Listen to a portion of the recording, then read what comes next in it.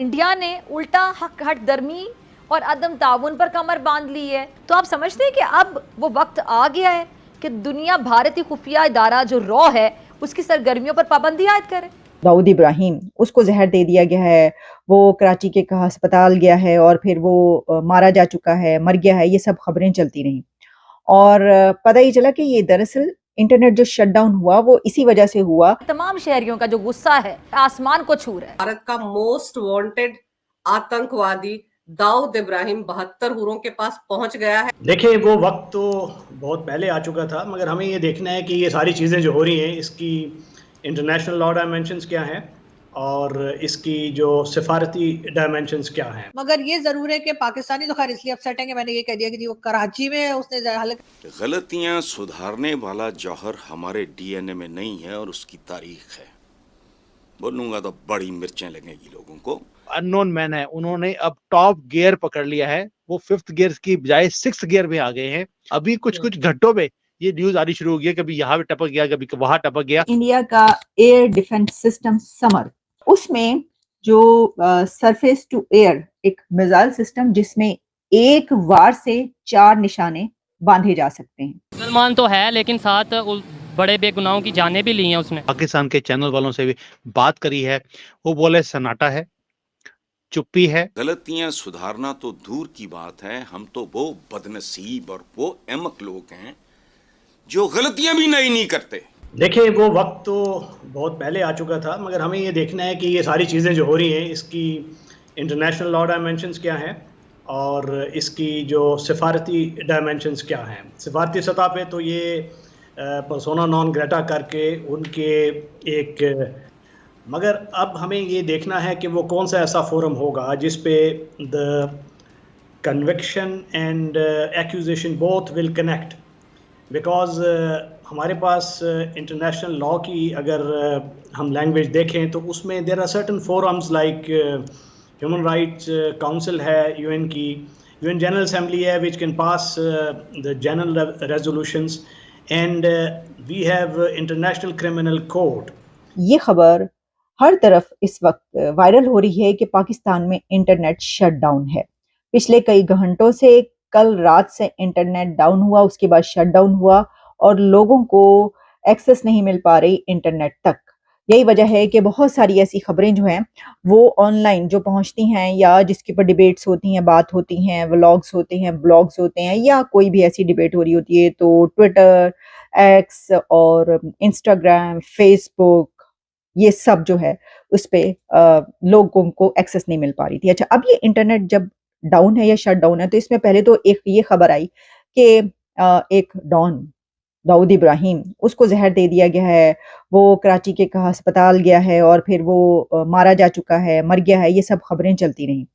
और पता ही चला कि ये दरअसल इंटरनेट जो शटडाउन हुआ वो इसी वजह से हुआ ताकि डीआई की खबर जो है वो बाहर ना निकल सके, बाहर ना पहुंच सके। हालांकि वो खबर निकली और बात निकलेगी तो दूर तलक जाएगी, तो वो खबर जो है वो और बात दूर तलक निकली और पूरी दुनिया में जो है वो बात उसकी की जा रही है। ज़ाहिर है आप जानते हैं कि इंडिया और अमेरिका ऐसे कंट्रीज हैं दो जो कि उसके नाम के ऊपर जो है वो इश्तिहारी है, पैसा भी है और दहशतगर्दी के जो हमले हैं उसमें मुलविस, तो ये वाली बात निकलेगी तो फिर ये इंडिया से तो आपको पता है कि हर कोई उसके ऊपर बात करता हुआ नजर आएगा और खबर जो है वो आगे बढ़ेगी। जय हिंद दोस्तों। पाकिस्तान का लगता है मेन स्ट्रीम मीडिया शायद पागल हो गया है, या पागल नहीं हुआ होगा तो शायद उतनी अकल नहीं है इन लोगों में। आईक्यू लेवल कह सकते हैं इनका बहुत लो है। पाकिस्तानियों का आम आदमी का अगर कहो जो गांव देहात में रहता है, चलो उसका लो हो तो ठीक है, लेकिन जो पढ़े लिखे अच्छे खासे स्वाभाविक है, अब मेन स्ट्रीम मीडिया में तो कोई गांव देहात से आकर तो बैठेगा नहीं, वहाँ तो अच्छा पढ़ा लिखा डिग्री लिए हुए। पाकिस्तान की डिग्री स्वाभाविक है। पाकिस्तान की डिग्री कैसी होती है, ये तो भारतीय गवर्नमेंट ने उस पर विचार किया और उस पर प्रतिबंध लगाया कि जो पाकिस्तान से पढ़कर आएगा उसे भारत में नौकरी नहीं दी जाएगी, क्योंकि पाकिस्तान में क्या पढ़ाया जाता है ये दुनिया को पता है। तो ऐसे पढ़े लिखे लोग मेन स्ट्रीम मीडिया में बैठे हैं और वो कह रहे हैं कि भाई ये जो हो रहा है, पाकिस्तान के एक के बाद एक लोगों को मारा जा रहा है, लोगों को कह रहे हैं, ये लोग आतंकी नहीं कह रहे हैं, ये आतंकवादी हैं भाई, ये लोग नहीं हैं। आम लोग मत कहने लगे, जैसे निज्जर के बारे में वो कनाडा का वो पप्पू कह रहा था ना ये तो हमारा आम वो क्या प्लम्बर था हमारा।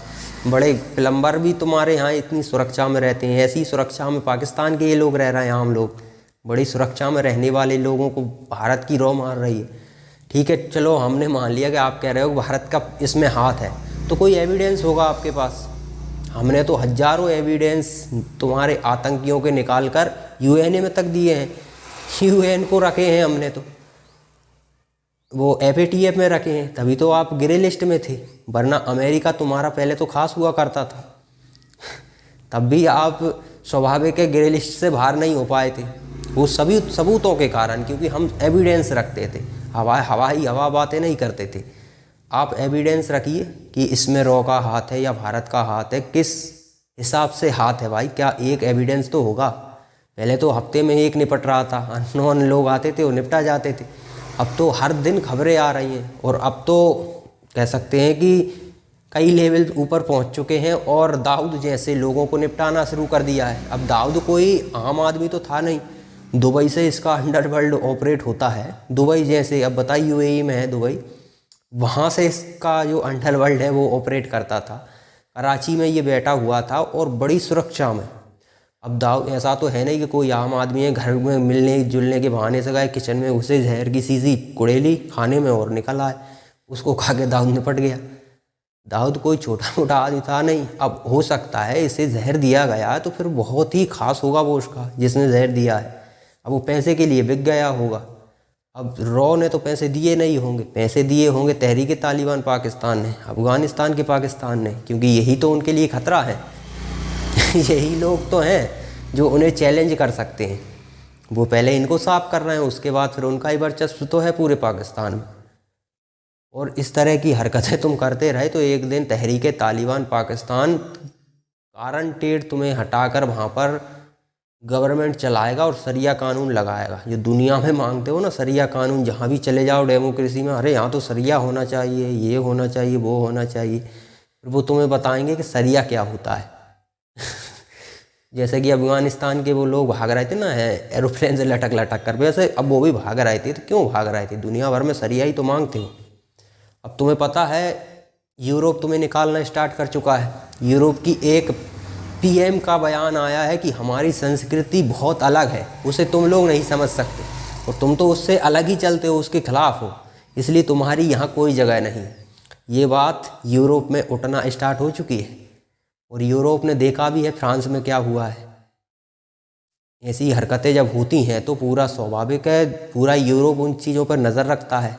उनके लिए ये खतरा है कि नहीं। अब उन्होंने सफाई शुरू कर दी है। अब बताइए आपके सीरिया में क्या होता है कि आतंकी संगठन और सरकार के बीच लड़ाई होती है। कई आतंकी संगठन हैं, तो वहाँ के जो लोग रिफ्यूजी बनते हैं वो कहाँ चले जाते हैं? यूरोप। यूरोप जाने के बाद यूरोप के लोग कहते हैं कि चलो ठीक है, लेबर आ गई है, काम करवाएंगे। हालांकि मजदूरी करना कोई बुरी बात नहीं, काम कोई भी हो, आपके आईक्यू लेवल के ऊपर है कि आप कितना अच्छा काम कर सकते हैं। आईक्यू लेवल हाई होगा तो आपको श्रम शरीर का नहीं करना पड़ेगा, दिमाग का श्रम करके आप पैसा कमा सकते हो। बाकी आईक्यू लेवल कम है तो फिर आपको स्वाभाविक है शारीरिक श्रम ही करना पड़ेगा। तो ये लोग आ गए, वहाँ जाने के बाद इन्होंने काम नहीं किया, सरकार इन्हें मुफ्त में खिला रही है। सरकार खिला रही है वो तो ठीक है, लेकिन कुछ समय बाद इन्होंने क्या किया कि अपने परिवार लोगों को भी बुलाना स्टार्ट कर दिया। सब वहाँ बड़ी तादाद में जैसे ही हुए तो इन लोगों ने फ्रांस के लोगों को, जर्मनी के लोगों को, मतलब जो यूरोप में जहाँ जहाँ जिस देश में पहुँचे उन्हें ठोकना स्टार्ट कर दिया। ठोक क्यों रहे हैं भाई? कि गाजा पट्टी में इजराइल हमला कर रहा है। अब बताओ कहाँ इजराइल, कहाँ गाजा पट्टी, वहाँ कुछ हो रहा है और ये पीट रहे हैं फ्रांस के लोगों को, आगजनी कर रहे हैं। मतलब ऐसे दंगे फसाद जो फ्रांस ने कभी कल्पना भी नहीं की होगी, उस तरह के दंगे फसाद ये लोग वहाँ कर रहे हैं।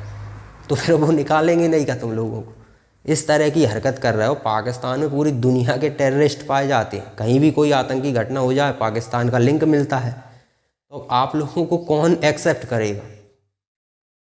दुनिया, फ्रांस सहित हर देश अब आपको निकालना स्टार्ट कर। अब जहाँ कुछ ज़्यादा संख्या हो गई है वहाँ पर वो उस हिसाब से कार्रवाई कर रहे हैं। कार्रवाई तो होगी। चीन इस मामले में कह सकते हैं कि बढ़िया आदमी है, हमारा दुश्मन है, लेकिन इस मामले में ठीक है क्योंकि वो जानता है कि किसकी नस कहाँ दबानी है।